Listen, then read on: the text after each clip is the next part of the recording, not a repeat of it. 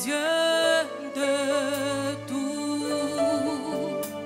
Même si les mers se déchaînent, tu parles et tu les calmes.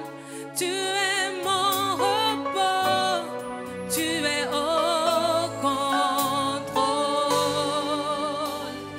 Tu es mon repos, tu es au contrôle. Oui, je lève les mains vers le donne mon cœur. Je te donne mon dirai à mon âme. Tu es Dieu de tout. Même si les mers se déchaînent, tu parles et tu les calmes. Tu es mon repos, tu es au contrôle. Je lève les mains vers le ciel. Je te donne mon cœur. Je dirai à mon âme. Tu es Dieu de tout. Même si les mers se déchaînent, toi tu parles et tu es mon repos, tu es au contrôle. Tu es mon repos, tu es au contrôle. Tu es mon repos, tu es au contrôle. Des cieux, tu peux m'entendre.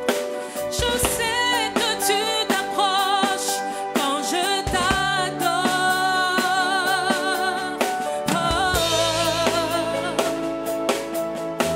Et puis par ton amour, les vagues, les vents viendront, mais je demeure.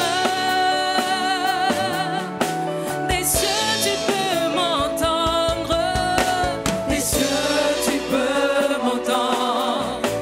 Je sais que tu t'approches quand je t'adore. Quand je t'adore, et pris par ton amour, les vagues, les vents viendront, mais je demeure. Oh oui, moi je lève les mains vers le ciel. Je te donne mon cœur, je dirai à mon âme. Tu es Dieu de tout. Même si les mers se déchaînent, toi tu parles et tu les calmes. Tu es mon repos, tu es au contrôle. Oui, je lève les mains vers le ciel. Je te donne mon cœur. Je dirai à mon âme. Tu es Dieu de tout. Même si les mers se déchaînent, oh oui, je parle. Tu es mon repos, tu es au contrôle. Tu es mon repos, Jésus, tu es mon repos, tu es au contrôle. Tu es mon repos, tu es au contrôle.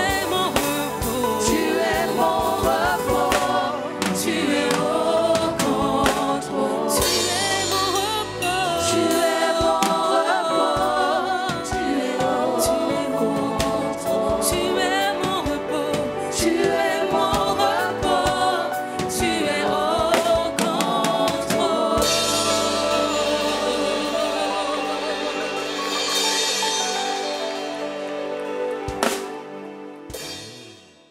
Dieu te cherche, lui qui sait tout, lui qui voit tout. Mais c'est bien cela notre titre ce matin.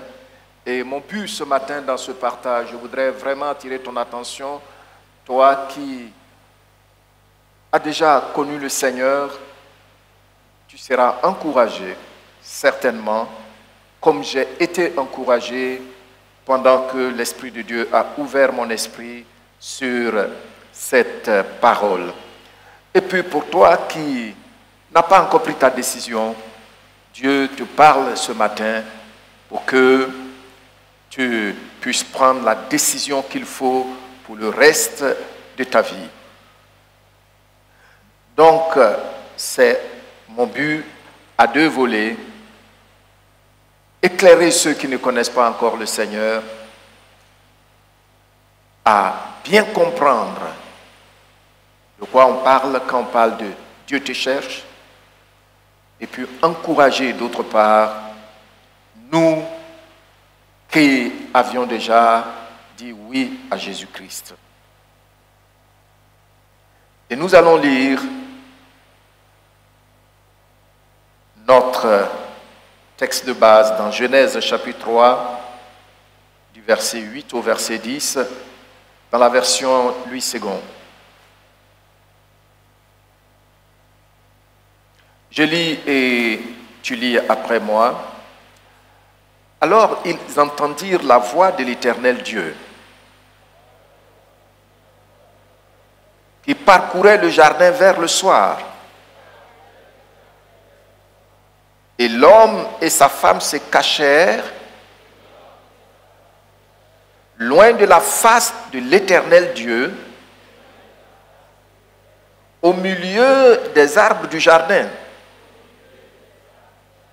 Mais l'Éternel Dieu appela l'homme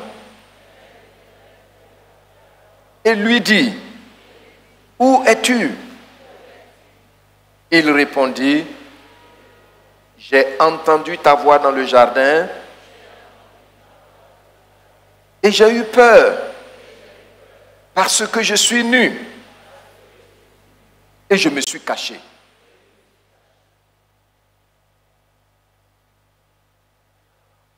Pour comprendre ce bref passage que nous venons de lire, nous allons voir un peu son contexte. De quoi s'agit-il? Lorsque nous prenons Genèse chapitre 1, du chapitre 1 au chapitre 2, nous voyons que Dieu crée, disons qu'il remeuble la terre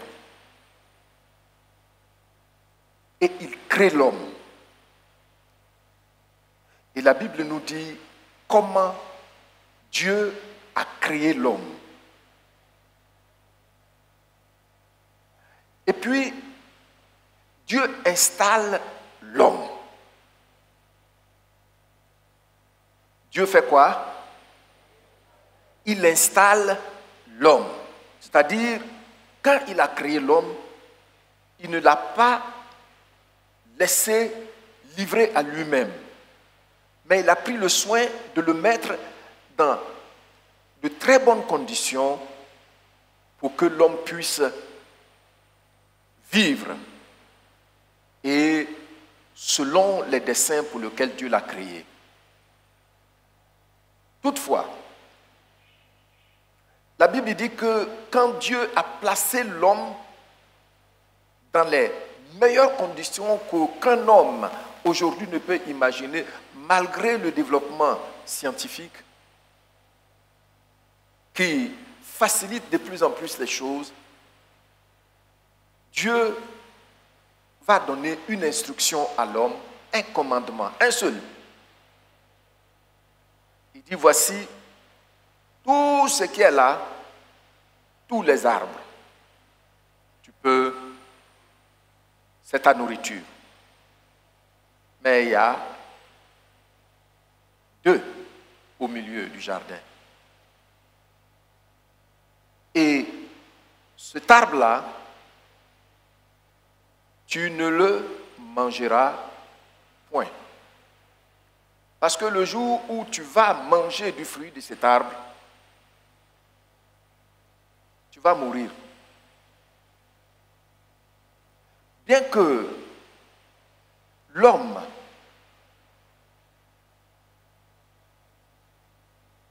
Il était hautement spirituel, mais il ne pouvait pas comprendre parce qu'il n'a jamais connu ce que c'est la mort.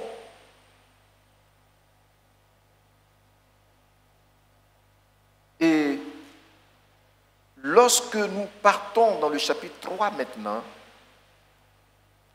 nous arrivons au chapitre 3, nous voyons que la Bible nous rapporte que le diable,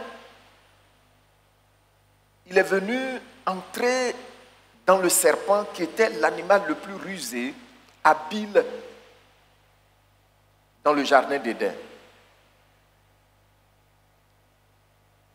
Est-ce que vous savez pourquoi il est venu entrer dans le serpent? Tout simplement parce que avant que l'homme ne désobéisse à Dieu, les règles établies par Dieu étaient respectées. Personne, aucun autre esprit ne pouvait descendre ici pour faire ce qu'il veut sans utiliser un corps. Parce que l'homme, c'est à l'homme que Dieu a confié toute la terre. L'homme, il était corps et esprit. Donc, il pouvait naviguer dans les deux sphères. Il pouvait être dans le règne de l'esprit, mais ici, là, c'est son domaine de plein pouvoir. C'est pourquoi tout ce qui est chair peut être un instrument du monde de l'esprit. Alors, pour obéir à cette loi, le diable a utilisé le serpent. Le serpent vient blaguer la femme qui mange des fruits et puis en donne à son mari qui, à son tour, en mange.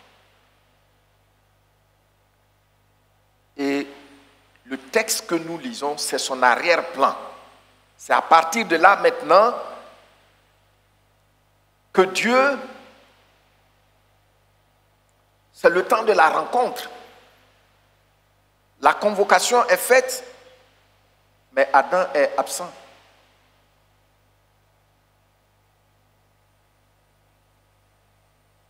Dieu demande, où es-tu? Parce que je ne te vois pas à ta place.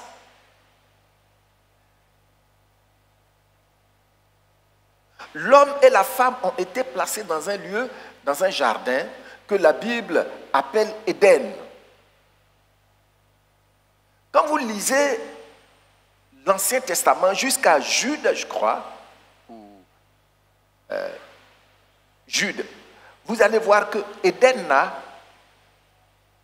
la prononciation diffère. Vous allez voir le mot Éden, mais en hébreu, selon son contexte, chaque mot et chaque prononciation diffère. Mais en français, nous lisons le même mot Éden. Et ici, le mot Éden signifie lieu de délice, lieu magnifique. Et plus tard, quand nous partons dans Exode, à partir du verset 25, pour la tente d'assignation que Dieu demande, ou le tabernacle que Dieu demande à Moïse de construire, on voit aussi qu'ils utilisent le mot Éden. Et donc, ça nous donne aussi un sens pour dire que Éden signifie ce qui a des bases solides. Ce qui a des bases solides. Ça veut dire que l'homme a été établi dans un endroit aux bases solides. Ce n'est pas seulement un endroit de délice, ce n'est pas seulement un endroit magnifique, mais c'est aussi un lieu qui est bien fondé. Mais malgré ça, voici ce qui est arrivé à l'homme. Quand Dieu demande à l'homme, où es-tu?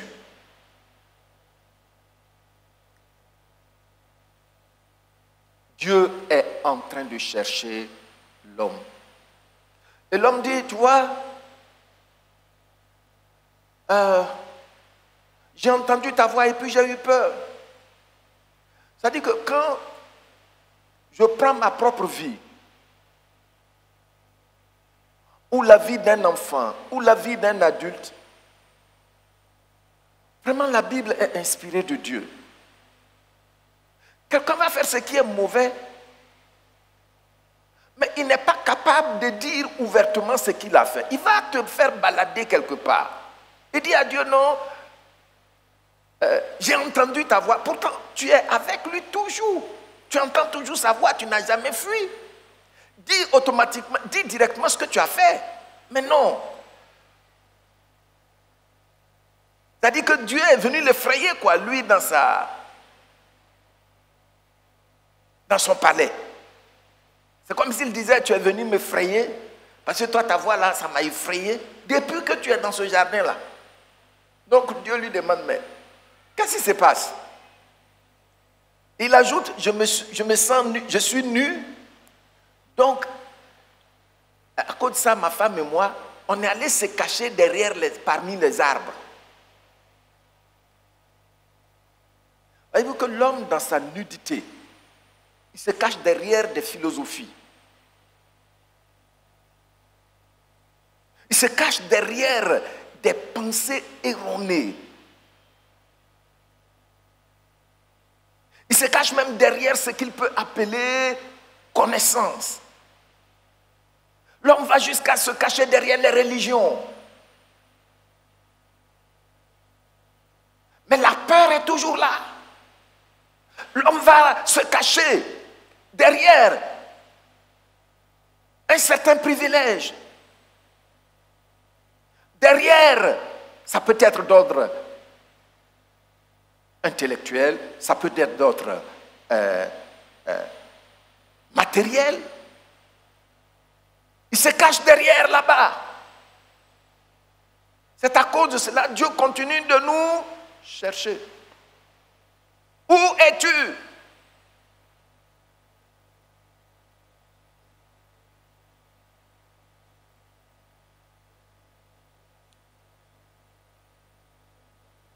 Dieu te cherche. Tout le monde dit, Dieu me cherche. Donc, on s'aperçoit que l'homme, je vous ai dit dans Genèse, dans Exode, lorsque vous lisez à partir du chapitre 25, et que Dieu parle de la tente là, tente qu'on devait bâtir, construire, et puis Dieu va venir rencontrer son peuple là. La Bible dit que cette tente avait des bases solides et c'est là que Dieu venait pour rencontrer son peuple. Maintenant, ça veut dire que quand Adam et sa femme ont fui pour aller se cacher dans les arbres, parmi les arbres,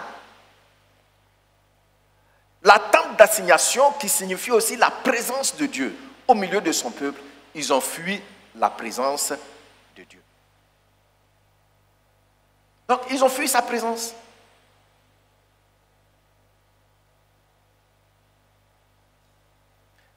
C'est ce qu'on appelle le péché.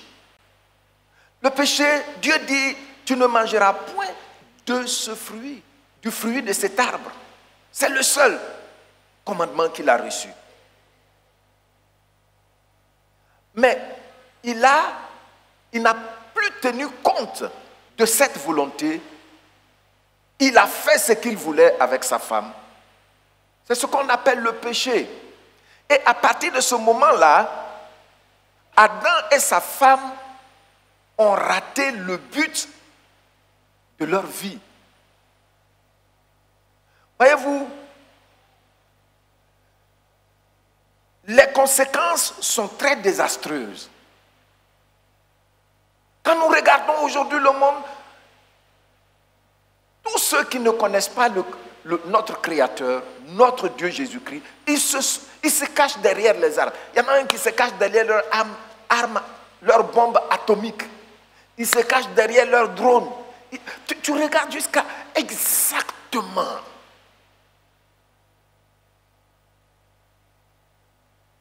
Mais les conséquences sont toujours désastreuses. C'est ce que la Bible nous révèle. Comme quand nous lisons Romains chapitre 3, du verset 22 au verset 26. Mais je vais lire une partie du verset 22 jusqu'au verset 23 pour le moment. Nous lisons une partie du verset 22. Voilà, là où ils ont mis « Il n'y a point de distinction ». Et nous allons tous lire « Il n'y a point de distinction ». Car tous ont péché. Et qu'est-ce qui se passe? Vous voyez, ça veut dire que quand on a désobéi à la volonté de Dieu, qu'est-ce qui se passe? Cette présence protectrice, cette présence qui nous donne la dignité initiale de Dieu, nous a quittés. Ou parce que nous avons brisé notre relation avec Dieu. Donc, c'est la présence de Dieu qui nous donne la paix. C'est la présence de Dieu qui nous donne de la valeur. C'est la présence de Dieu qui nous donne la lucidité. C'est la présence de Dieu qui nous donne l'espérance. Je vous assure, mes bien-aimés, c'est la présence de Dieu qui entretient notre environnement et le rend de plus en plus habitable. Mais quand tu quittes cette présence-là, la Bible dit, tous ces privilèges nous quittent. Et qu'est-ce que nous devenons? Nous sommes privés, c'est-à-dire séparés de Dieu.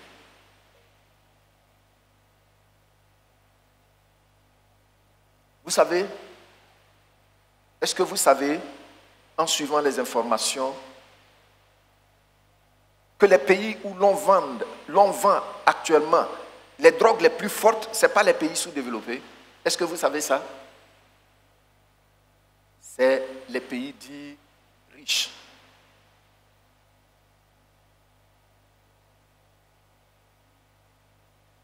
Selon les déclarations de deux anciens présidents des États-Unis, il s'avère que sur 5 Américains, 3 ont déjà goûté à la drogue. Vous vous rendez compte?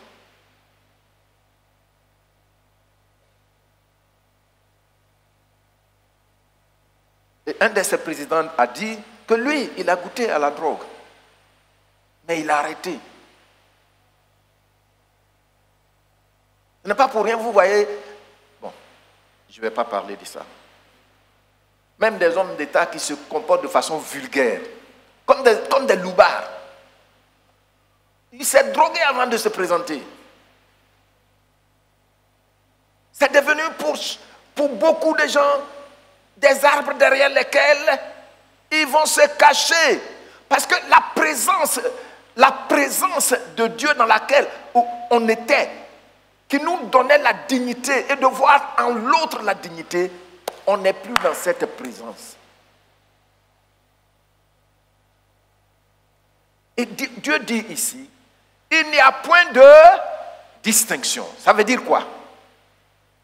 Ça veut dire quand il regarde toute la terre là, il n'y a pas un seul homme qui a fait l'exception. C'est encore un gros mot pour certaines personnes. Ça veut dire qu'il n'y a même pas un. Il n'y a même pas un homme. Il n'y a même pas une femme qui est restée dans la présence de Dieu. Pourquoi? Parce que tout le monde est issu de celui qui avait eu le privilège d'être là, notre père Adam, et puis, comme il a quitté, on est nés tous derrière les arbres là-bas. Vous voyez, non? Là où il est allé se cacher avec notre mère Ève là, c'est là-bas on est nés, nous tous. C'est à cause de cela, quand la Bible dit « car tous ont péché », ce n'est pas une question de couleur, ce n'est pas une question de race, ce n'est pas une question de classe sociale, mais c'est une question de descendance. Celui dont nous descendons ou ceux dont nous descendons là, voici, ils ont quitté la présence de Dieu, ils ont raté le but de leur vie.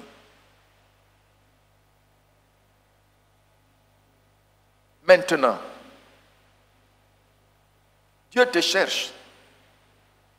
Deuxièmement, Dieu te cherche.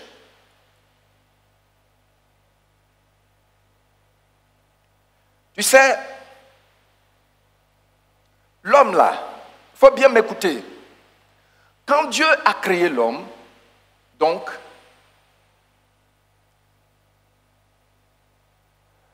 l'homme avait un siège, je veux dire, une place statutaire. Qu'est-ce que j'ai dit? Pour faire ça encore un peu plus simple, je veux dire que quand on lit la Bible là, ce qui ressort, c'est que quand Dieu a créé l'homme là, il lui a donné un tabouret, une chaise dans sa communauté, dans son assemblée. Ça veut dire que Adam avait une place dans la communauté divine. Maintenant, quand il a désobéi et puis il a fui là, la place est devenue comment? Vide. Je vais vous dire quelque chose.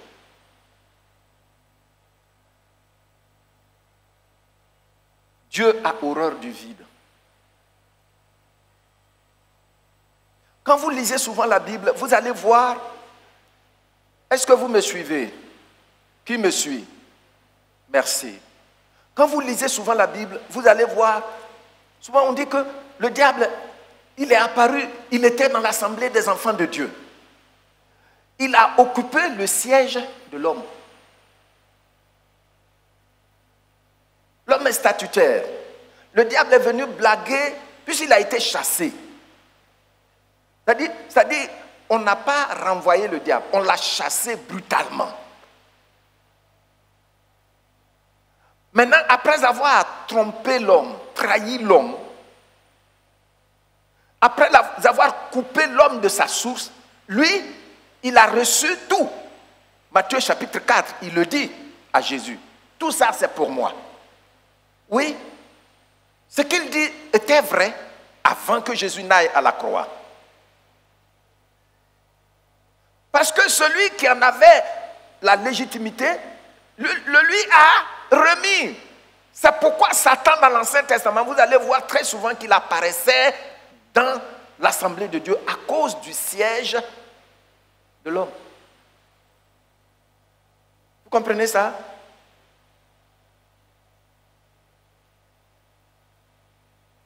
Alors, Dieu va à la recherche de l'homme. Il ne le délaisse pas. Il ne l'abandonne pas. Parce qu'en fait, vous savez pourquoi il ne l'abandonne pas? Est-ce que vous savez pourquoi Dieu n'abandonne pas l'homme? Parce qu'il est le seul être en qui il a son image. Quand on dit que nous sommes, la Bible dit que nous sommes créés à l'image de Dieu, c'est trop sérieux pour... Non, c'est assez sérieux. Il ne peut pas abandonner son image. Tu peux lui résister parce qu'il t'a donné un libre arbitre qui ne va pas venir frustrer. Mais tu portes les conséquences de ton libre arbitre. Mais Dieu va tout mettre en marche, en œuvre pour rechercher l'homme. Dieu va à la recherche de l'homme en vue de le ramener dans l'assemblée, autour de la table. Est-ce que vous comprenez? Tout le monde dit avec moi, malgré tout cela, Dieu n'a pas abandonné l'homme. Dieu n'a pas abandonné la femme. Dieu ne les a pas délaissés. Il s'élève et part à leur recherche. Tu as vu, le Seigneur te cherche. Il t'appelle, où es-tu?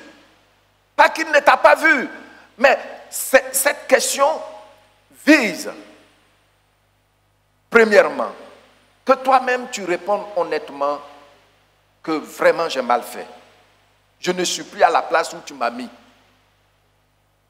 Deuxièmement, Dieu dit, ta place est là. Reviens. Ta place est où? Là. Dans son assemblée, autour de sa table. C'est là que se trouve ta place. Voyez-vous que quand on parle du Saint-Esprit là, Saint-Esprit, si tu ne le prends pas au sérieux, ces choses que je suis en train de t'expliquer, tu ne peux pas les comprendre. Mais quand tu le prends au sérieux, plus tu lis les Écritures, il commence à t'éclairer. C'est ce qui fait qu'on est lucide. Alléluia.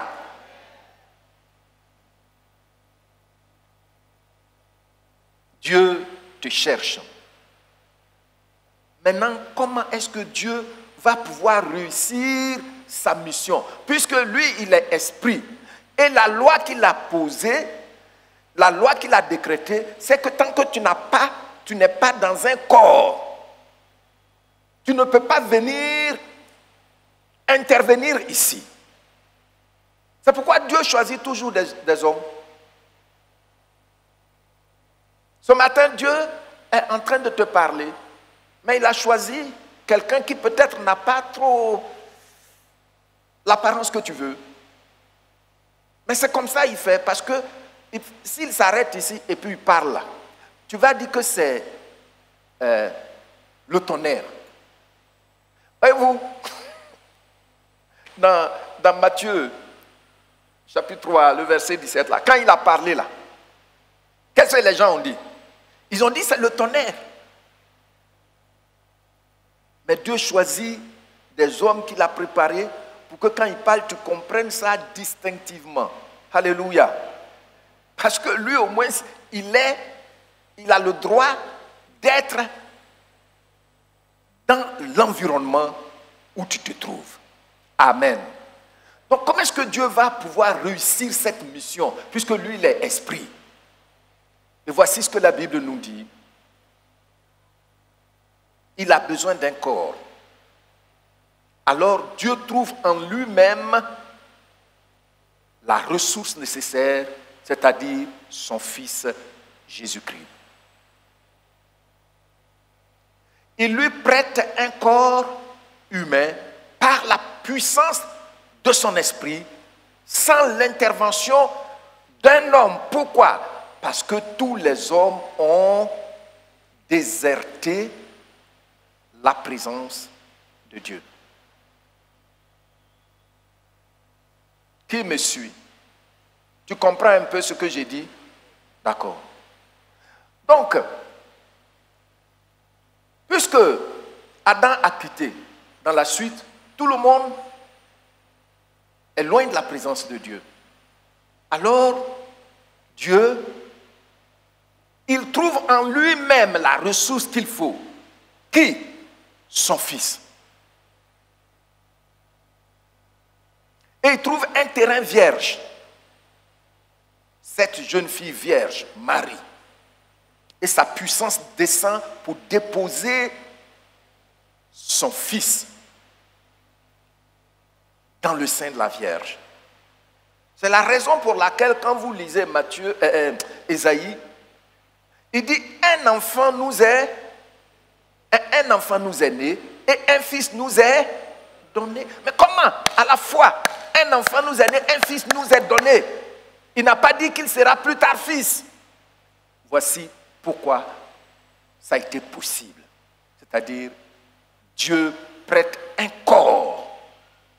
Et comme ici, on est d'abord comme des bébés, il est né comme bébé et puis il a grandi. Mais il est né bébé déjà et est fils. Amen. Oui. C'est ce que la Bible nous révèle ici dans 1 Corinthiens chapitre 15, le verset 45. Et je lis. C'est pourquoi il est écrit, le premier homme, c'est qui? Le premier homme, Adam, devint une âme vivante. Le dernier Adam, le dernier, pas le deuxième, hein. Il n'a pas dit le second, hein. C'est pour dire, si tu veux attendre quelqu'un encore pour régler cette équation, c'est plus possible. C'est le dernier. Le dernier Adam est devenu quoi? Un esprit. Un esprit, ça veut dire quoi? Vivifiant. Ça veut dire quoi? Est-ce qu'ils ont dit un esprit vivant? Bon, quelle est la différence de un esprit vivifiant et puis un esprit vivant? Hein? Il donne là. Acclamons notre Seigneur. Donc oui, il est devenu un homme. Et comme c'est sans relation avec, sans relation au lit, relation conjugale au lit avec la Vierge, c'est pourquoi on l'appelle le Fils de l'homme. Vous comprenez ça? Donc, lui-même, il s'appelle Fils de l'homme parce que voici ce qui explique ça. Le dernier Adam, le premier là, il n'est pas né d'une femme. Pourquoi vous vous étonnez, vous, de ce que le dernier n'est pas un père humain? Est-ce que tu as un peu pensé, tu as déjà pensé à ça? Mais voici, c'est ça. C'est ce qu'on vient de voir là. Donc Adam est le premier homme, il est une âme vivante. Mais le dernier, qui est Jésus-Christ, est une âme, est un esprit vivifiant. C'est-à-dire quand il entre en toi, la vie de Dieu entre en toi. Quand Jésus-Christ entre en toi, la vie de Dieu entre en toi. Pour certains, c'est radical. Mais pour d'autres, c'est un peu, plus tu prends sa parole à cœur, tu t'aperçois que quelque chose se passe en moi. Tu vois? Alléluia. Donc, ce dernier Adam-là, les Akans vont lui demander, les Ivoiriens vont lui demander à manière nouvelle. Regardez comment il va donner ces nouvelles dans Luc chapitre 19, verset 10. Il vient, il donne ces nouvelles. Affichez Luc chapitre 19, verset 10. Et nous allons nous tenir debout, s'il vous plaît, pour le lire. Quand on demande à Jésus à manière nouvelle, qu'est-ce que Jésus va nous dire? Lisez, 1 et 2.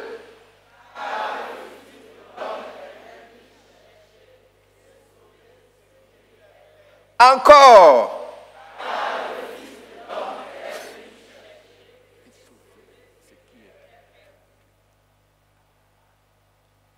Veuillez vous asseoir et acclamons notre roi.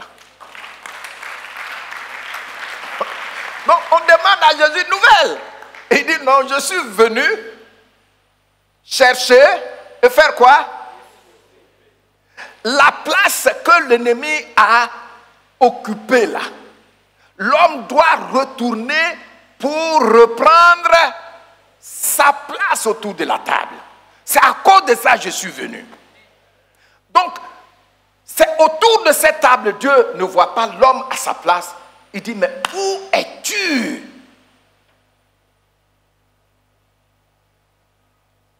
Notre Seigneur Jésus-Christ est donc descendu pour chercher et sauver ce qui était perdu. Pour faire quoi? Pour le ramener à sa place originelle.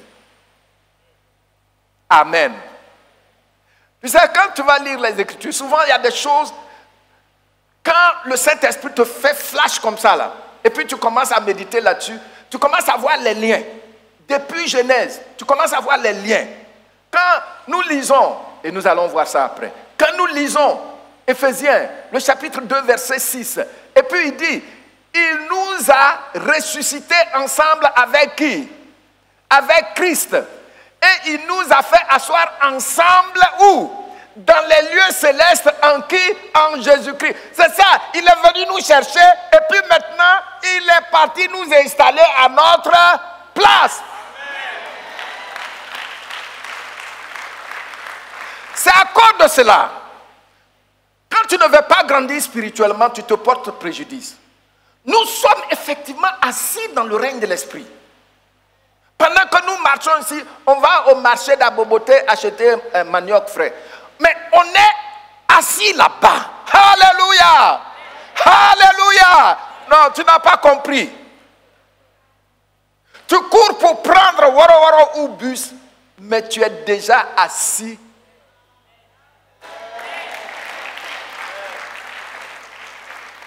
Tu as vu, non? C'est tellement doux dans mon esprit. Regardez, regardez, Dieu te cherche. 1 Timothée chapitre 2. 1 Timothée chapitre 2. Le verset 5 et 6. Et nous lisons.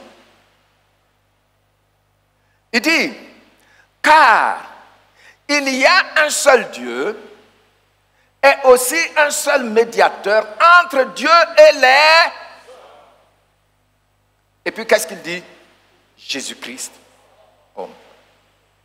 Comprenez? Quand je vous dis, Dieu a puisé en lui-même la ressource. Il n'a pas trouvé ça ailleurs. C'est ça. C'est-à-dire, si ce n'est pas le Saint-Esprit, il y a des choses, tu ne peux jamais les comprendre. Tu vas être religieux, tu parles, mais tu n'as point de racines. Parce que pour avoir des racines, quand vous voyez les gens qui flottent partout, qui courent partout, ils n'ont pas de racines. Pour avoir racines, il faut comprendre. Parce que notre relation avec Dieu nous met dans Éden qui a une base solide. Tu as compris? Donc ici, il y a combien de dieux? Et puis combien de médiateurs? Ça veut dire, médiateur là, c'est qui? Celui qui travaille en la faveur de deux personnes en conflit pour les ramener à la paix. C'est ça, non?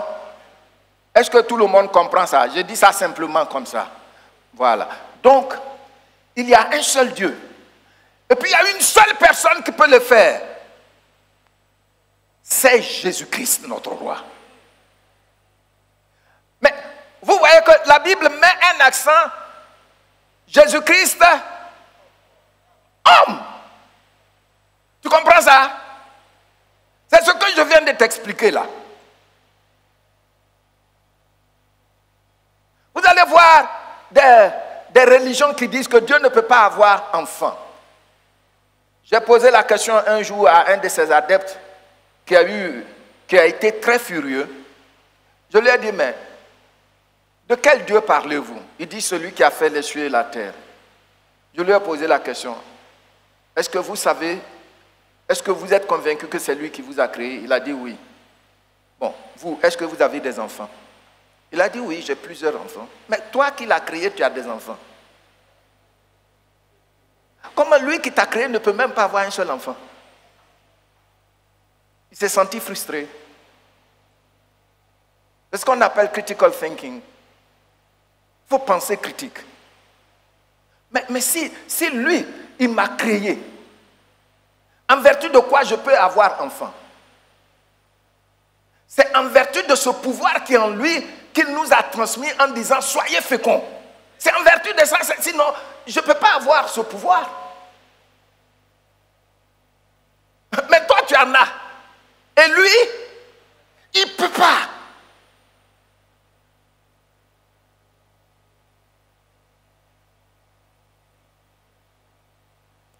Jésus-Christ, homme. Donc il a emprunté ce corps humain pour obéir à la loi que Dieu a déjà établi, loi selon laquelle, sous le soleil là, tous ceux qui doivent naviguer ici, même si c'est des oiseaux dans les airs, ils doivent être dans un corps. À cause de ça, les sorciers prennent les hiboux pour voler, certains oiseaux pour voler. Ils ont besoin d'un vase. Et Dieu ne nous a pas caché le vase qu'il allait prendre. Tu sais, est-ce que tu sais que Dieu n'a pas peur de Satan? Pense-y. Quand Satan s'est rébellé là, qui l'a chassé du ciel? Qui l'a chassé du ciel? C'est un de ses collègues. Dieu ne s'est même pas occupé de ça. Au ciel là-bas, ça dit dans le royaume de Dieu, il n'y a pas de rébellion. Quand il s'est rébellé, automatiquement, Michel et ses anges se sont occupés de lui. Mais qu'est-ce qui s'est passé? Dieu a parlé en face à Satan. Dans le livre de Genèse. Il dit, c'est la postérité de cette femme qui va te dépouiller, qui va écraser ta tête. Donc, au moment où nous parlons là, la tête de Satan a été écrasée depuis la croix de Golgotha. C'est sa queue. Et comme il remue sa queue, on est paniqué. Dis à ton frère, ta soeur, c'est sa queue qui remue. Il ne faut pas être paniqué.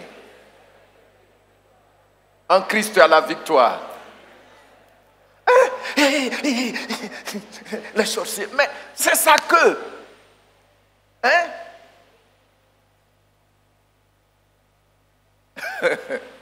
On magnifie trop le diable parce qu'on comprend. Non, il faut que dans cette assemblée, chaque membre apprenne à lire la Bible. Je vais te dire, même si tu lis, tu ne comprends rien, il faut lire quand même. J'ai écouté il y a quelques années un serviteur qui a dit quelque chose. Il a dit qu'il y a un monsieur là, en Chine. Il dit à son fils de prendre un panier pour aller puiser l'eau.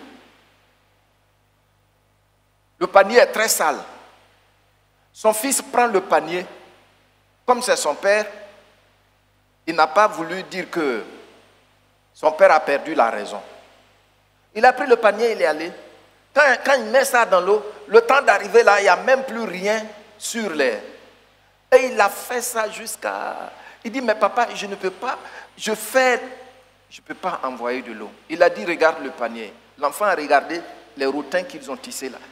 Et puis il a dit, ils ont noté, comment est-ce que tu vois ça maintenant? Il dit, papa, c'est propre. Il dit, la parole de Dieu, quand tu la lis, même si tu ne la comprends pas, à force de la lire, elle te lave. Tu deviens propre comme ça. Mais on laisse ça. Il y a des gens qui cherchent des arguments. Non, moi, quand je lis même, je ne comprends pas. Je ne comprends rien dedans. Et puis, bon, non, il faut lire. Il faut prendre courage pour lire. Le panier là, il faut aller puiser seulement. Alléluia. Alléluia.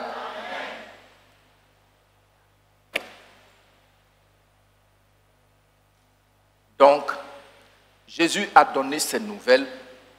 Il dit, lui, il est venu. Il n'est pas venu pour nous condamner. Il n'est pas venu pour nous juger. Hein? Comme certains prophètes, quand ils viennent dans cette ville-ci, tu ne dis pas que j'accepte ton Dieu même sans le connaître. Il décime toute la ville. Ce n'est pas comme ça il est. Il dit, lui, il est venu. On lui a demandé de nouvelles chez moi. Il a dit, je suis venu chercher et sauver ce qui était perdu. Il est allé chez Toto Gomé à Gagnoa.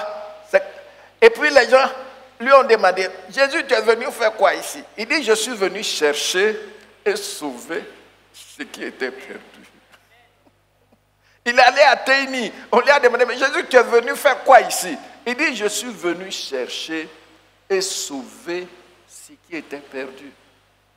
Pour le ramener, le réinstaller à sa place originelle. Maintenant, Regardez, comment il va faire? Le verset 6 nous le dit. Qui s'est lui-même donné en rançon pour combien de personnes?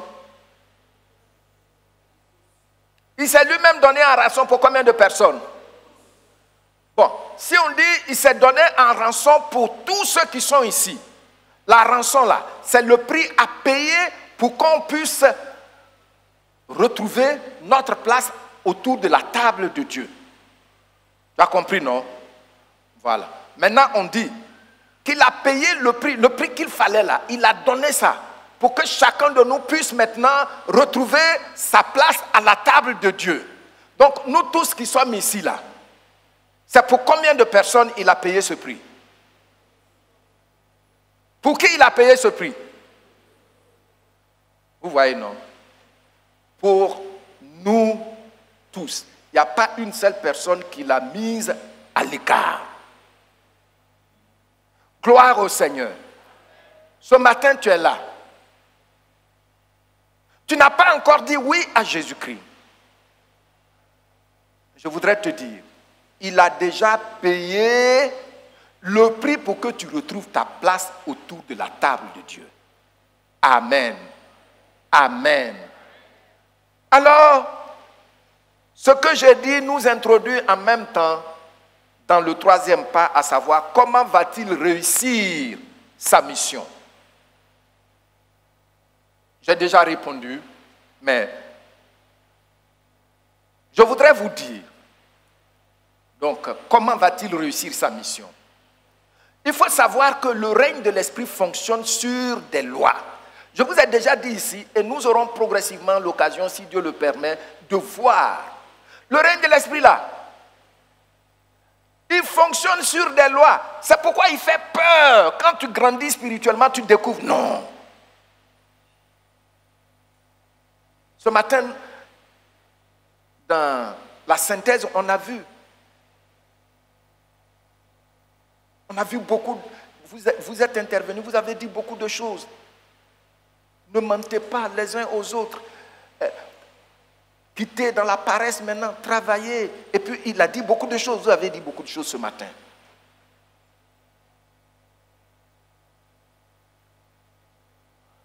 Le monde de l'esprit là, c'est sur ces choses-là qu'il fonctionne. Quand vous les lisez, vous pensez que c'est de la morale. Non, Jésus n'est pas venu faire de la morale. Parce que l'homme, bien que pécheur, dans sa ludicidité là, il sait ce qui est mauvais.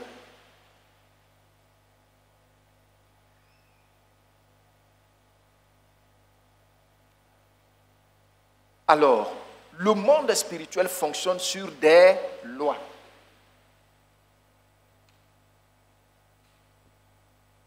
C'est pourquoi, quand tu lis la parole de Dieu, et puis il dit des choses, il faut les prendre au sérieux. Il y a des gens même ici, ils ne connaissent même pas les 10 commandements. Ils ne les connaissent pas. Ce qu'ils attendent, c'est un prophète qui va dire, tu vas voyager au Canada, dans la partie où il fait le plus froid, où c'est hiver, 8 mois ou 9 mois sur 12. C'est là-bas que tu vas partir. Si tu n'as jamais vécu l'hiver, va commencer à pleurer. C'est-à-dire tu vas mourir. Non. Le monde spirituel fonctionne sur des lois. Je vous ai parlé la dernière fois quand je vous ai enseigné sur le donner et la dîme. Ça fonctionne sur les lois. Il ne faut pas jouer avec ça.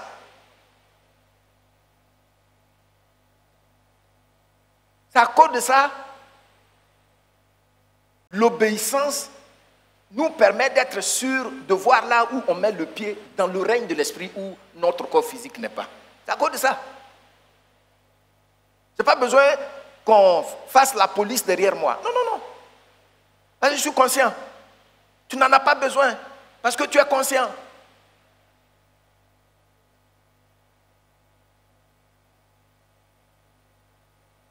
Donc, comme le monde spirituel fonctionne sur les lois et les principes que Dieu a établis, une de ces lois pour être pardonné et restaurer notre relation avec Dieu, il faut que le sang coule.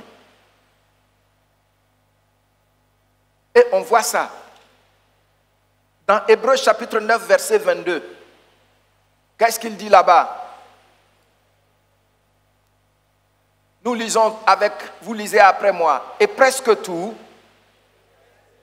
d'après quoi? Presque tout, d'après, et puis lisez la suite, est purifié avec du sang. Lisez la suite là-bas, là. C'est une sentence. Hein? 1 et 2. Il ne faut pas me dire que parce qu'il y a des milliards de personnes qui sont dans cette religion, donc c'est eux qui sont dans la vérité. Non, non, non, non, non. Il dit sans effusion de sang, il n'y a pas de pardon. Maintenant, quelqu'un qui n'est pas sorti d'Adam est venu. Il est venu du ciel, cela a été annoncé. Il va obéir à cette loi. C'est sur ça on se tient. Hein? Gloire au Seigneur. Est-ce que tu me suis? Qui me suit? Tu es béni au nom de Jésus-Christ. Il faut me suivre parce que ce que je te dis là, ça m'a fait tellement de bien. Ça m'a donné des racines.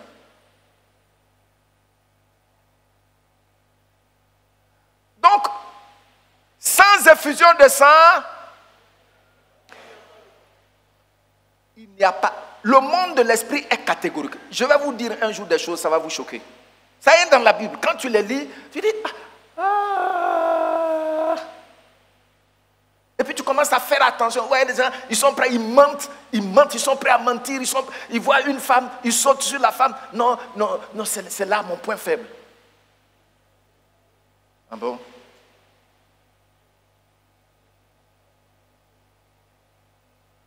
C'est là ton point faible.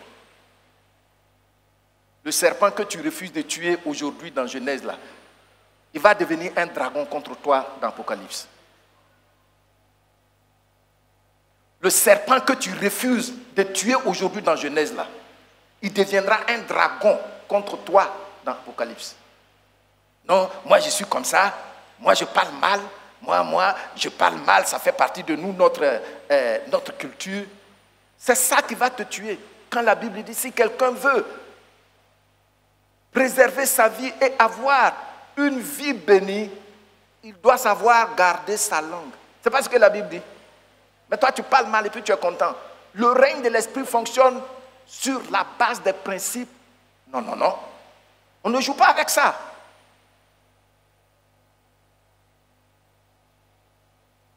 Il dit le sang doit couler. Mais le sang de qui? Puisque le sang de tout le monde est éloigné de lui. Alors Jésus vient. Il sait. Il sait.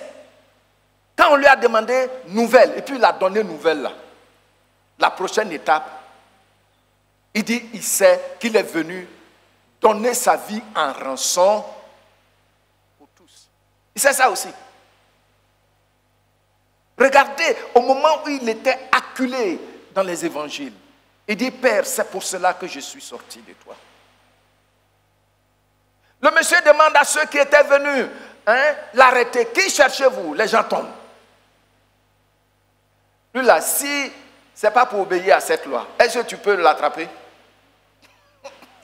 Pierre, oh, Pierre, je l'aime. Il a sorti son petit couteau là. Puis il a coupé l'oreille de Malchus. Jésus était tellement choqué. Il dit, mais Pierre, il ne faut pas gâter l'affaire là. Qu'est-ce que tu as fait comme ça? Pierre a commencé à caresser sa barbe. Il dit, donne-moi l'oreille là ici. Il l'a collé.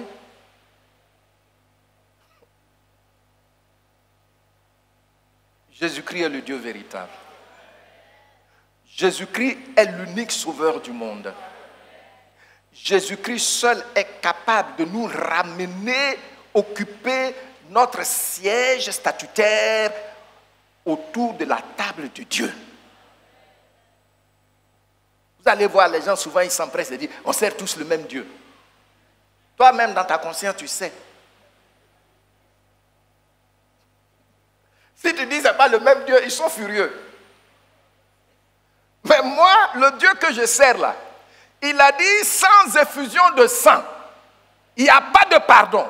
Donc ce n'est pas les moutons, ce n'est pas les poulets.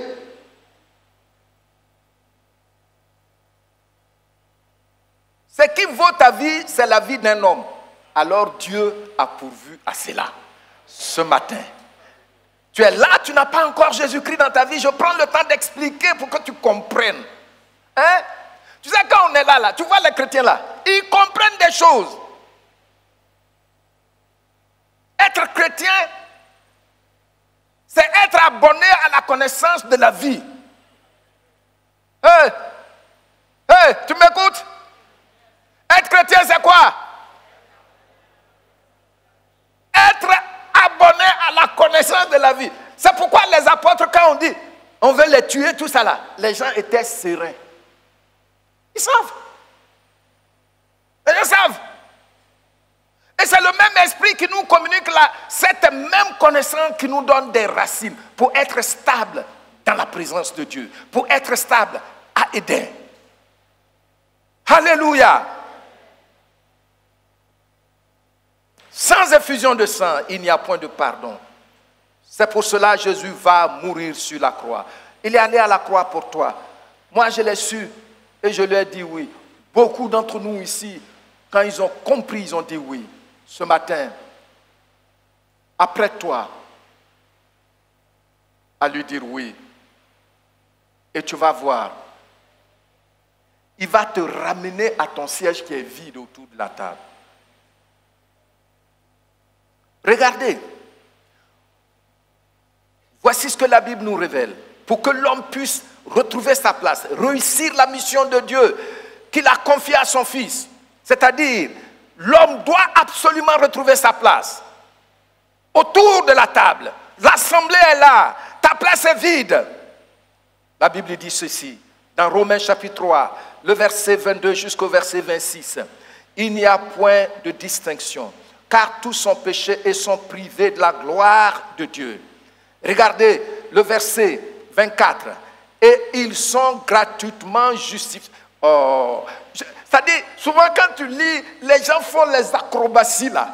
Ça me touche. Regardez, vous voyez ce qu'il dit? Ils sont gratuitement justifiés par sa grâce. C'est quelle affaire ça? Ils sont gratuitement justifiés. C'est suffisant. Regardez toute cette acrobatie-là. Je pense que les francophones ici vont dire que c'est du pléonasme ou bien c'est une tautologie. Mais c'est plutôt une emphase. Il met un accent sur l'œuvre que Jésus-Christ a accomplie. Par le moyen de la rédemption qui est en Jésus-Christ. La rédemption là, c'est quoi? C'est le fait que ce qui t'appartenait là était perdu. Et puis tu sors, tu trouves ça chez quelqu'un à Agamé. Hein? Il vend les choses de seconde main. Et puis tu reconnais que ça c'est à toi. Mais puisque tu ne l'as pas attrapé, il n'est pas venu voler ça chez toi. Donc tu reconnais que ça c'est à toi. Qu'est-ce que tu vas vouloir faire? Est-ce qu'il va te donner ça cadeau? Non, il ne va pas accepter que tu le spolies, même si tu as mis ta signature dessus. Donc tu vas racheter. C'est ça, on parle de rédemption. C'est un gros mot, mais ça veut dire tu vas racheter, payer cher ce qui t'appartient là. Tu as trouvé ça et puis tu ramènes ça maintenant à la maison. Acclamons le Seigneur.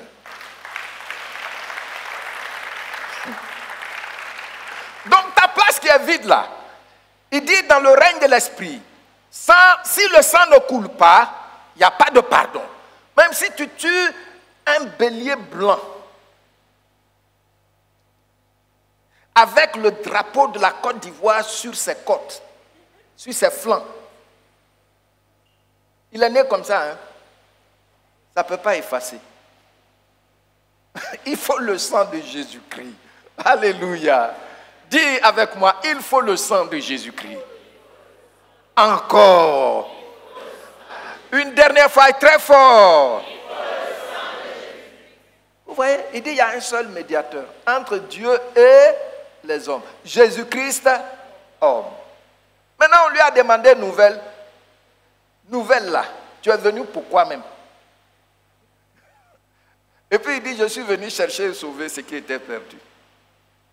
Et puis on lui dit, mais comment tu vas faire? Il dit, je donne ma vie comme le prix. Il ne nous a rien caché. Mais comme souvent, vous voyez, surtout l'apôtre Jean, quand vous le lisez, on dirait que c'est un enfant qui parle. Et René Pache a dit, dans son livre sur l'évangile de Jean, il a dit dans son préambule que l'évangile de Jean, la richesse du vocabulaire n'est pas plus élevée que le vocabulaire d'un enfant de 7 ans.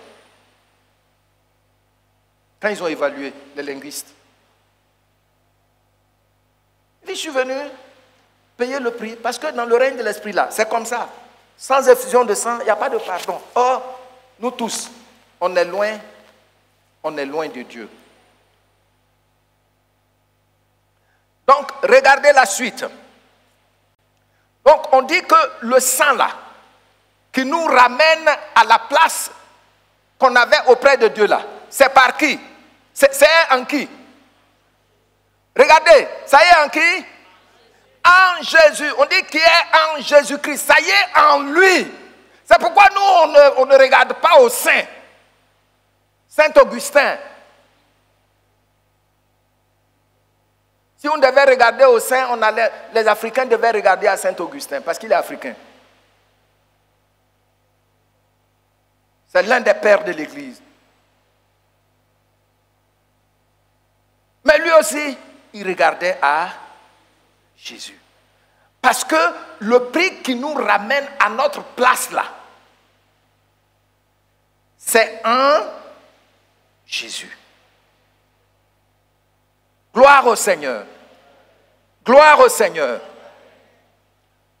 Aucun saint ne peut aider Jésus à te ramener à sa place, parce que c'est lui seul son sang. Maintenant, lisez le verset 25. 1 et 2. Quand je vous dis, voilà, propitiatoire, vous arrêtez là. 1 et 2. Fais avec moi, c'est lui. Fais ça, c'est lui. Voilà, continue maintenant.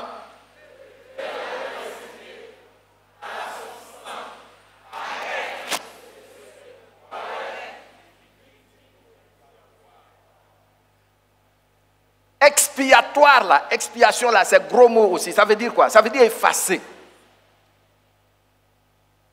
Ce mot est très important dans la nouvelle alliance. Dans l'ancienne alliance, on couvrait. Les animaux qu'on sacrifiait couvraient. Mais là, le sang de Jésus fait quoi? Ah, c'est quelques personnes qui disent ça. Le sang de Jésus-Christ fait quoi? Efface. Vous savez, il y a des produits. S'il y a une tache sur ton habit, et puis les gens mettent ça dessus, ça fait quoi? Ça efface, tu ne sauras jamais qu'il y a une tache.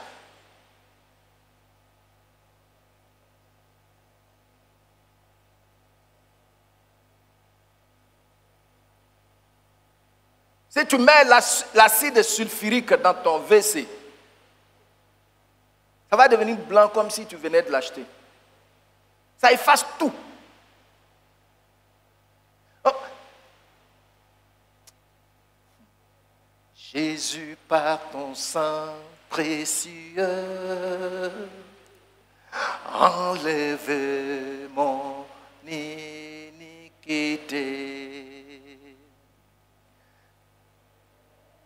De moi du haut des cieux, dis-moi que tu m'as pardonné.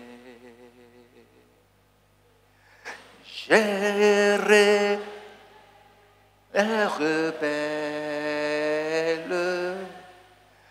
j'entends ta voix qui m'appelle. Au pied de la croix, maintenant, tout brisé, je me rends.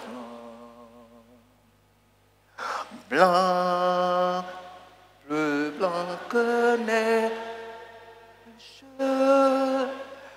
blanc, plus blanc que neige, lavé dans le sang de l'agneau, je serai plus blanc que la neige. Une dernière fois, blanc, blanc, plus blanc que... Et cette fois-ci, nous allons dire, je suis plus blanc que la neige. Blanc, plus blanc que neige, lavé dans le sang de l'agneau, je suis plus blanc que la neige. Acclamons le Seigneur pour ce sacrifice.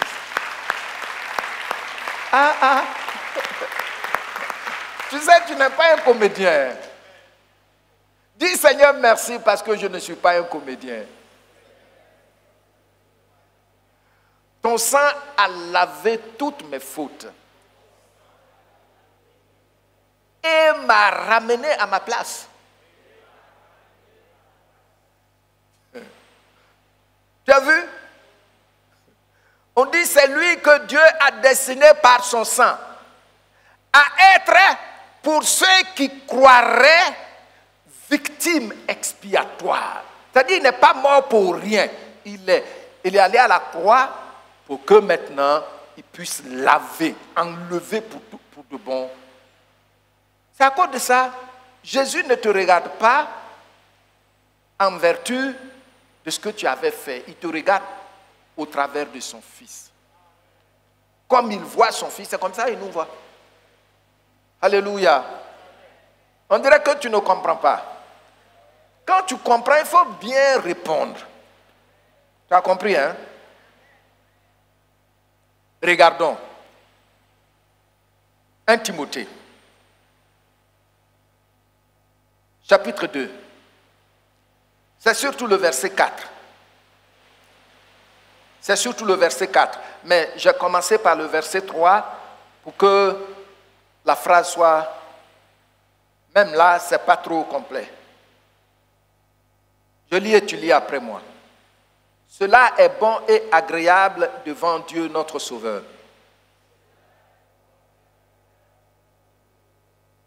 Notre Dieu veut quoi?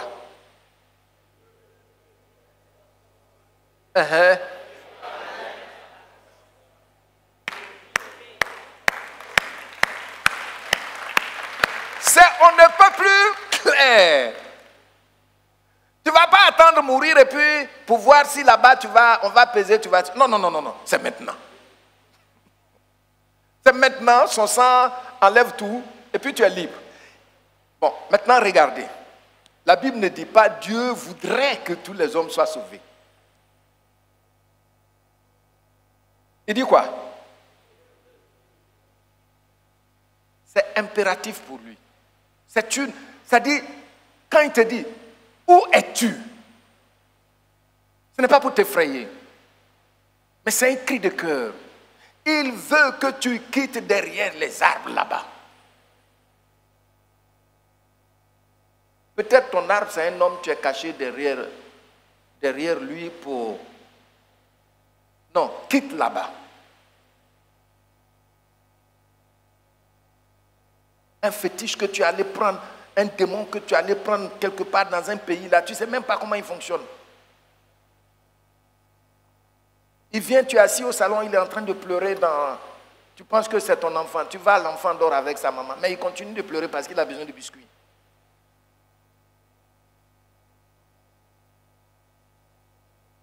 J'ai lu ça dans Church Mafia. Des choses comme ça. Non. La Bible est claire. Dieu veut que tu sois sauvé. Donc ce matin, je crois que le dirigeant l'a dit. Ce matin, le frère Kobenan, il a donné comme sujet de prière, il faut qu'on prie que personne n'ait peur d'obéir à Dieu. Ça m'a touché. Il ne faut pas avoir peur. Tu as compris? Pourquoi? Parce que Dieu veut que tu sois sauvé. Et pour quitter derrière les arbres là-bas, là, dans la nudité, là, dans les fabrications, dans la débrouillardise, là, viens à lui. Les gens sont en train de dire, il faut prier à 3 heures du matin, c'est là que c'est efficace. Il faut prier à partir de minuit 5. Sinon, tout ça c'est des techniques, des débrouillardises. C'est là que les démons qu'ils invoquent agissent en leur faveur. Ton Dieu qui a envoyé son Fils pour verser son sang pour toi là, il ne sommeille ni ne dort.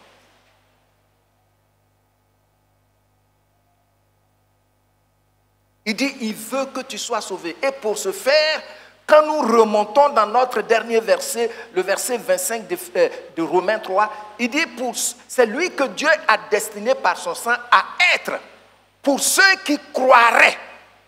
Tu vois, non? C'est une décision intentionnelle que tu dois prendre ce matin. Je dis quoi? C'est une décision intentionnelle que Jésus-Christ, moi je prends la décision. J'ai vu tout le travail que tu as fait et là où tu as terminé. Alors, il dit, Dieu veut que tous les hommes soient sauvés. Maintenant, quand tu es sauvé, qu'est-ce qui vient encore? Qu'est-ce qui est dans la suite? Parviennent à la connaissance de la vérité. C'est pourquoi on enseigne.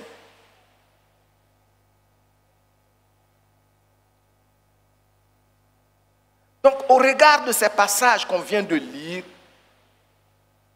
chaque personne doit prendre une décision intentionnelle, de demander pardon à Dieu. Je reconnais que je suis derrière les arbres, je suis caché quelque part.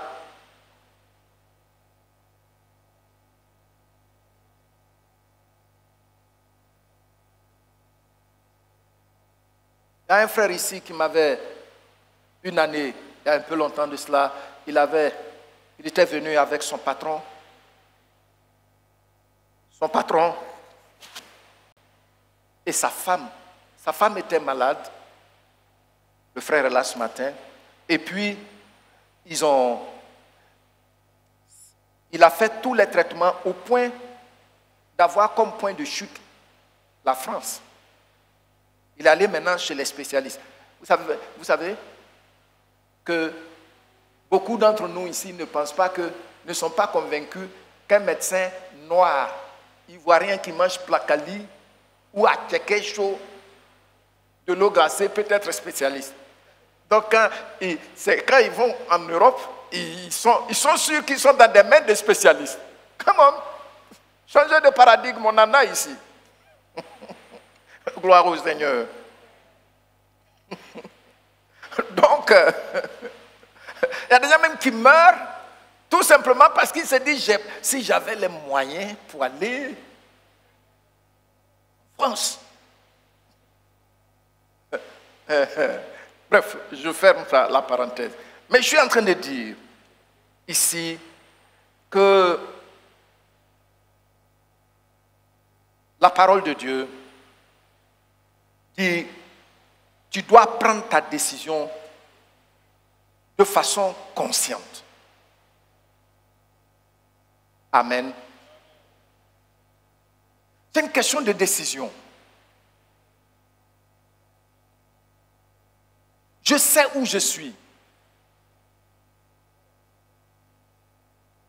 Le frère dont je parlais est venu avec son patron, sa femme, ils sont allés en France et puis ils sont revenus, la situation. Ce jour-là, quand j'ai prié pour la dame, des démons s'étaient manifestés, le monsieur tremblait de tout son être. Avec tout son rang. Il n'a jamais vu ça, m'a-t-il dit. Mais le démon a dit qu'il y a quelque chose à la maison. On devait aller, comme dans le livre des Actes là, quoi. Et les livres, les gens emmenaient, les gens brûlaient. On est parti. C'est ici à Cocody, hein. Ce n'est pas maison d'opération, hein. Ce n'est pas les maisons d'opération là. C'est sa maison. Il a bâti ça selon les dimensions de la chambre principale, tout ça, c'est ce qu'il voulait. Vous savez que ceux qui bâtissent leur propre maison, la chambre principale est toujours grande parce que quand il sera vieux, il veut respirer sans trop d'efforts.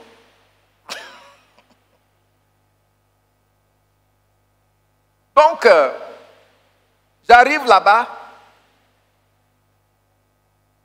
C'est lui-même et sa femme qui me conduisent. On entre dans la chambre principale, il y a Apatam avec paille. C'est paille qu'ils ont pris pour couvrir Apatam dans la chambre principale. Hein. Il était sorti un peu pour faire quelque chose. Sa femme m'a dit, c'est lui qui a fait tout ça, pasteur. Avec la photo d'un grand maître dessus. Et des choses comme ça. Derrière parmi les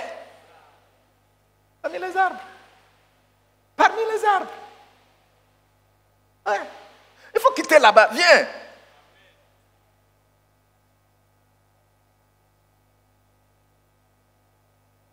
Il ne faut pas attendre comme les Voltaire. C'est quand ils sont sur le point de mourir qu'ils savent qu'ils étaient parmi les arbres. Il ne faut pas attendre. Viens. Dieu veut que tu quittes ces lieux parce que ta place est là. Moi, je ne vais pas occuper ta place. Hey! Au ciel là-bas, ce n'est pas comme nous les Africains ici. Tu vois quelqu'un, il est député, il est ministre, il est dans le Sénat. Ça, c'est quelle affaire ça? Toi seul. Toi seul. Ce n'est pas comme ça chez le Seigneur. Tu as ta place. Le frère Jonas ne va pas prendre ta place là-bas. Hein? Alors, viens. Le Seigneur t'attend. Ce matin. Et puis toi, qui as déjà dit oui à Jésus, tu as vu comment c'est doux? Tu as vu, non? Est-ce que tes yeux sont ouverts maintenant? Tu vois que Christ t'a ressuscité et puis il t'a fait asseoir dans les lieux célestes en lui. Si c'est toi seul, peut-être on va te chasser. Mais lui, il t'a couvert, il t'a lavé. Et puis, oh, acclamons notre Seigneur.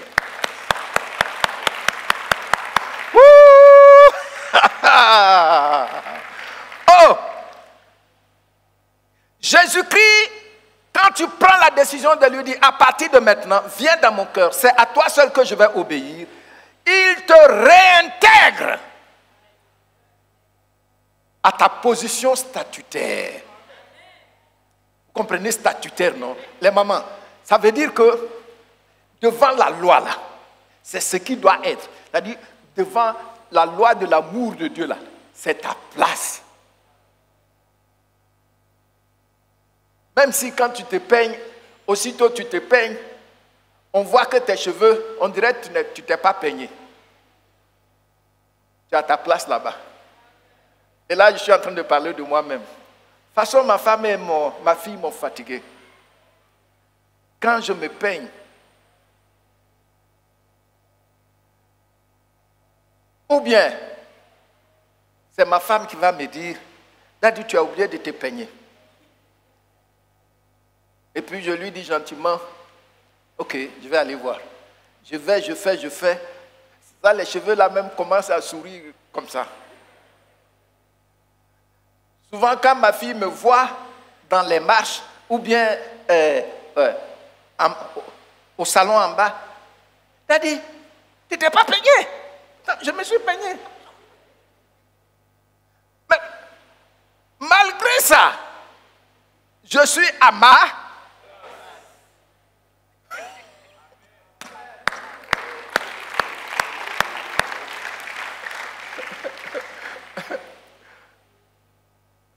Gloire au Seigneur.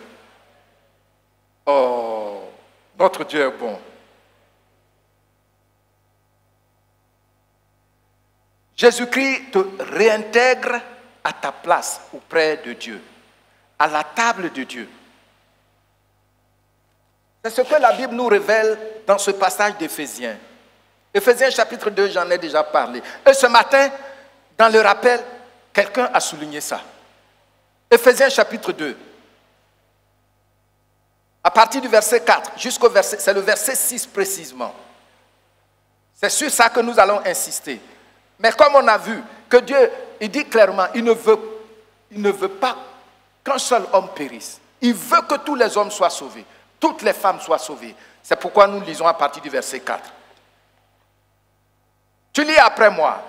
Mais Dieu qui est riche en miséricorde, à cause du grand amour dont il nous a aimés. Quelle est la qualité ou la taille de l'amour, la dimension de l'amour que Dieu a pour toi?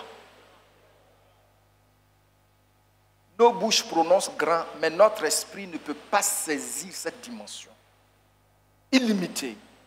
C'est de cette dimension le psalmiste parle. Il dit autant l'Orient est éloigné de l'Occident, autant. Tu as vu?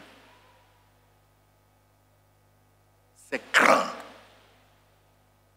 À cause de son grand amour, s'il vous plaît, je veux te dire que Dieu t'aime. Il ne t'aime pas petit. Hein? Ce n'est pas un amour qui manque la confiance.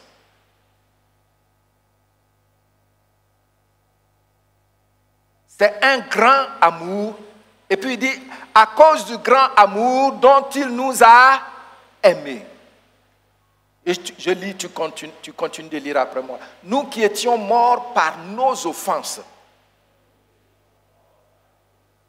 nous a rendus à la vie avec Christ. C'est par grâce que vous êtes sauvés. Maintenant, nous mettons un zoom sur notre passage.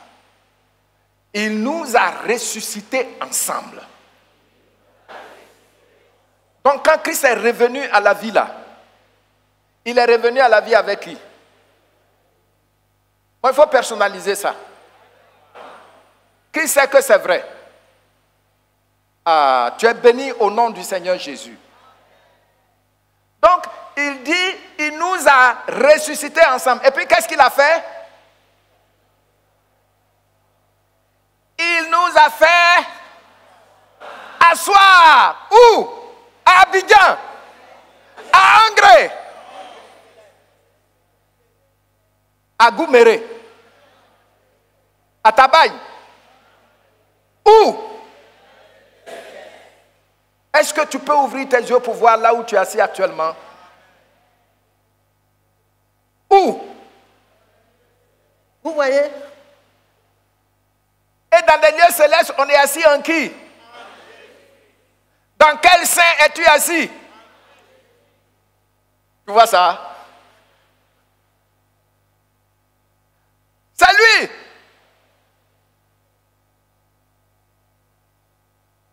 Je vais expliquer ça pour que tu comprennes. Hein? Il y a des gens, moi je vais à l'église baptiste, donc surtout quand c'est aux États-Unis, puisqu'on les trouve partout. C'est la plus grande dénomination là-bas. Même, vous allez voir que la plupart de ceux qui ont eu des grands ministères, ils sont sortis des baptistes. Donc quand il va, et souvent quand ils prêchent, ils vont le dire. Tels que Kenneth Hagin, Andrew Wommack et bien d'autres personnes. Joel Osteen, ses parents. Bref. Donc c'est des choses, les gens sont fiers. Moi je suis baptiste. Mais ce n'est pas ça ici. C'est en Christ.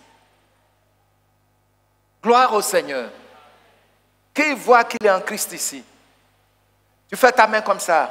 Dis merci Seigneur Jésus. De ce que tu m'as ressuscité avec toi. Et tu m'as fait asseoir avec toi. À la table du Père. dans les lieux célestes. Amen. Amen. Mes bien-aimés, ce matin, je veux te dire, les arbres là, chacun a des arbres où il va se cacher. Il faut quitter là-bas. Viens. Viens. Il t'attend. C'est pour toi qu'il est devenu un homme. Et puis il a versé son sang. Il ne nous l'a pas caché.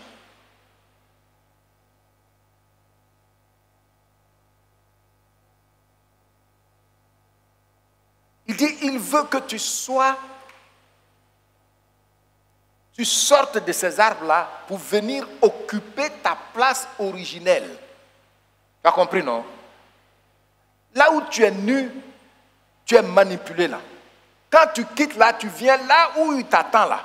La place qu'il t'a donnée là. C'est ça on dit tu es sauvé. Il t'attend. Il y a des gens qui aiment trop argumenter.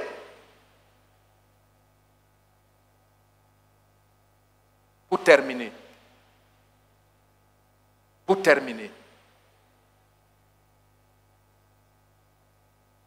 Je veux résumer tout ce que j'ai dit.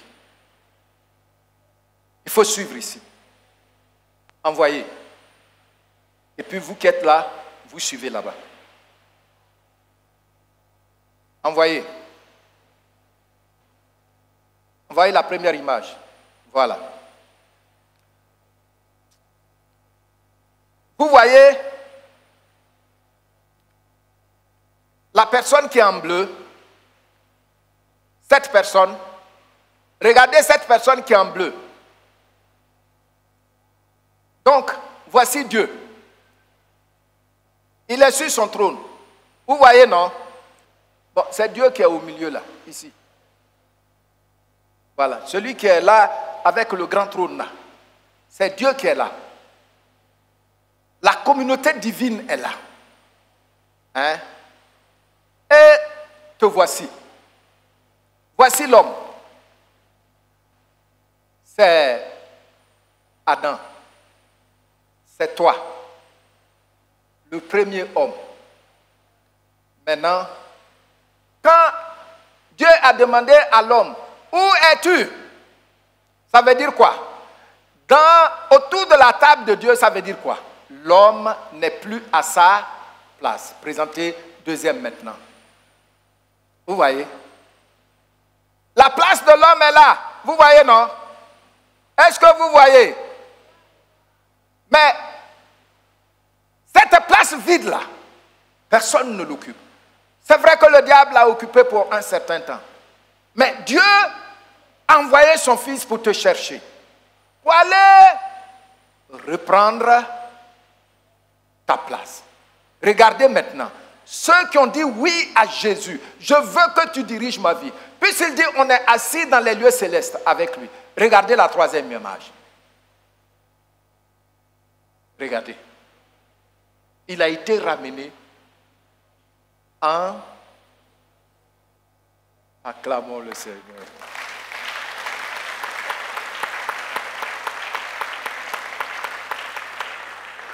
Tout ce que j'ai dit, beaucoup l'ont... en sautant, en tombant, tout ça, en criant là. C'est le résumé qui est là. Actuellement, quand tu dis à Jésus, c'est toi que je veux suivre maintenant, et puis il vient dans ta vie là. Il fait quoi?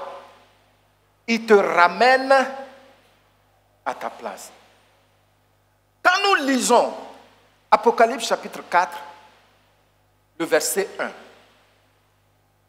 si vous pouvez l'afficher, Apocalypse chapitre 4, verset 1, ouais, quand vous lisez le livre de l'Apocalypse là,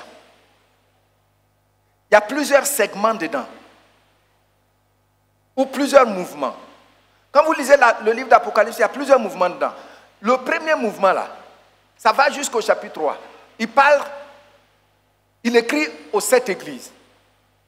Maintenant, ce qui suit là, jusqu'à la fin là, Jean n'est plus ici-bas.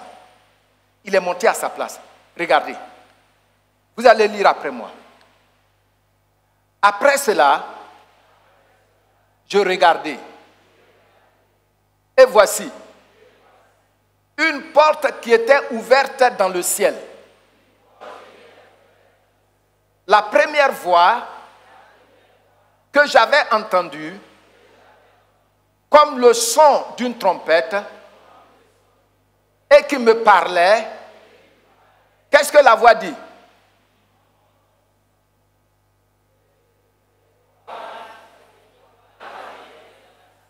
Monte,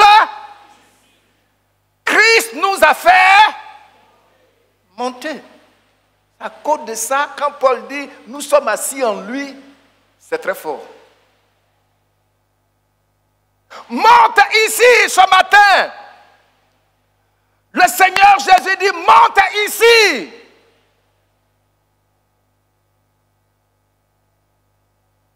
Beaucoup de chrétiens n'arrivent même pas à entendre. Ils n'arrivent pas à voir parce qu'ils refusent de monter. Car la voix que tu entends monte ici, c'est adressé à Jean. Monte! Monte ici. Toute la suite des révélations, c'est lié au fait que Jean est monté. Avec Christ, nous sommes assis. Envoyez encore l'image. Avec Christ, nous sommes assis. Et maintenant, quand tu dis oui à Jésus, si tu dis à Jésus de venir diriger ta vie, voici ce qui se passe. Voici. Il te réintègre à ta place. C'est à cause de ça, nous, la mort, ce n'est qu'un passage.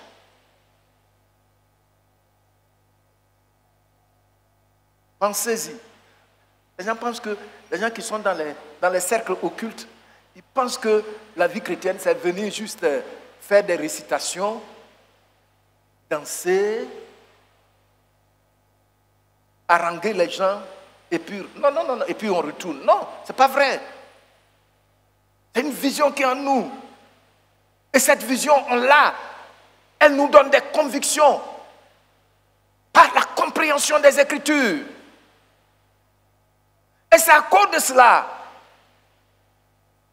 quand Jésus-Christ reviendra pour l'enlèvement, il enlève tout le monde, même si, comme le dit cet évangéliste congolais, l'évangéliste Makanzou, il dit quand le Seigneur va revenir, même si on a pris là où tes os étaient là, ou même pourris, ils ont pris là maintenant pour faire des briques, pour aller construire un immeuble au plateau. Quand le Seigneur vient, tu vas voir tes os se détachent de l'immeuble et viennent te reconstituer. Le Seigneur t'enlève et puis tu pars. Mais bien aimé, nous sommes dans le véritable. Nous sommes dans le véritable. Amen. Même si une partie de ton orteil est dans le ventre d'un poisson, ça sort de l'eau et puis ça vient rejoindre tout ton être. Et puis on nous enlève. Et puis c'est fini. On dit bye bye. C'est fini. Gloire au Seigneur. C'est là l'édification.